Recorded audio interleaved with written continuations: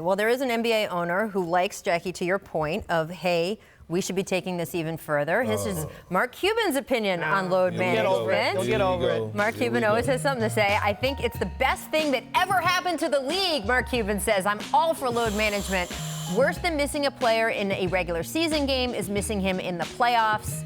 Perk, do you think that Cuban has a point here at all about the long game? Mark Cuban again? Last time I was on the show, he was talking.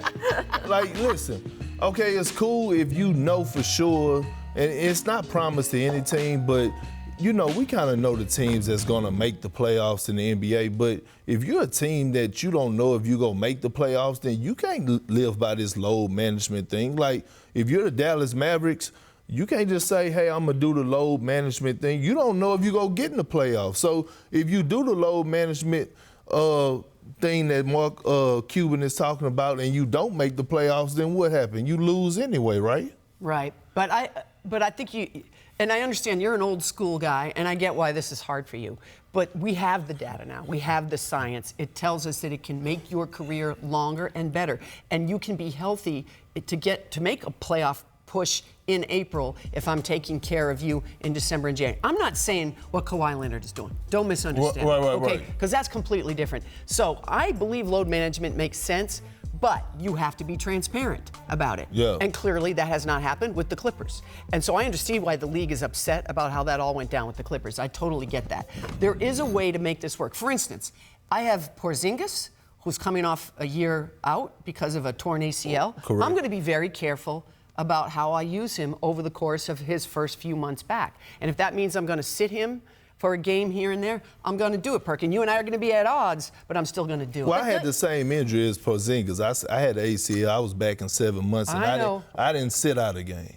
So, but my thing is this, Rachel and Jackie, is that it's not fair to the fans, and it's disrespectful to the ones before us who paved the way. You look at the guys in the 80s and the Larry Birds and the early 90s where these guys were getting paid $1 million, $2 million, and they was putting their bodies out on the line every single night. And here we are, the fans is why these players in today's game are able to get paid $30 to $40 million a year, and it's not fair to the fan base. So let's talk about Bird and McHale and those guys. Kevin McHale played on a broken foot, Perk, in 1987. They told him the space would get bigger in his foot and he'd be permanently disabled. He is. Larry Bird used to play a playoff game, go to the hospital, and go into traction overnight, and then go back. Have you seen Larry and the amount of back surgeries and troubles he's had as he retired? That's what they're trying to save these players from. I think if you ask Kevin McHale and Larry Bird now, could I had a little load management? I think they would have said, put it in a big bowl and put some applesauce on top. Okay, but don't you think part of the problem, too, is the terminology and phrasing? And I agree with you on transparency, but sometimes in the first attempt at transparency, maybe we haven't gotten it exactly right, and what we call all of this would change the way people feel about it. First of all, there's a designation on the injury report that's a difference between load management for injury illness versus load management for rest. I don't understand that at all. I've gotten into arguments with people in the league office about that. If it's just rest, you can take a nap at a different time of day. You don't need to rest. All load management should be revolving around health. It's all around injury, right? Kawhi Leonard's load management, which is the most extreme that we have seen, is about preventing injury. It's not because he's tired. It's not because he needs to rest. It's because his body and the condition in his leg is clearly sensitive enough that if he plays a full 82-game schedule, he said it last year, I would not have made it through the playoffs. They would not have won a title. So it's not rest to me. It is injury. And if you want to call what he sits out with, we expect tomorrow to be knee or leg instead of load management, that would be accurate. And I just think that would make fans understand and feel better. And I don't know if players have a problem with being called injured if they feel they're not, or if that's sort of I agree with that. I just wanted to add some humor to it. I guarantee you if Larry Bird and Kevin McHale was getting $35 million and $40 million, they'll be a lot more happier with these injuries. That is true.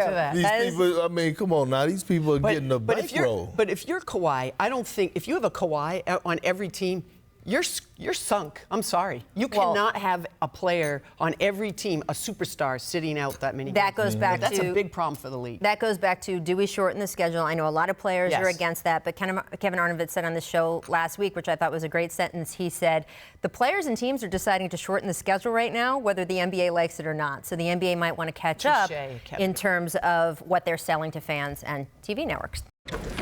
Thanks for watching ESPN on YouTube. For more sports highlights and analysis, be sure to download the ESPN app. And for live streaming sports and premium content, subscribe to ESPN+.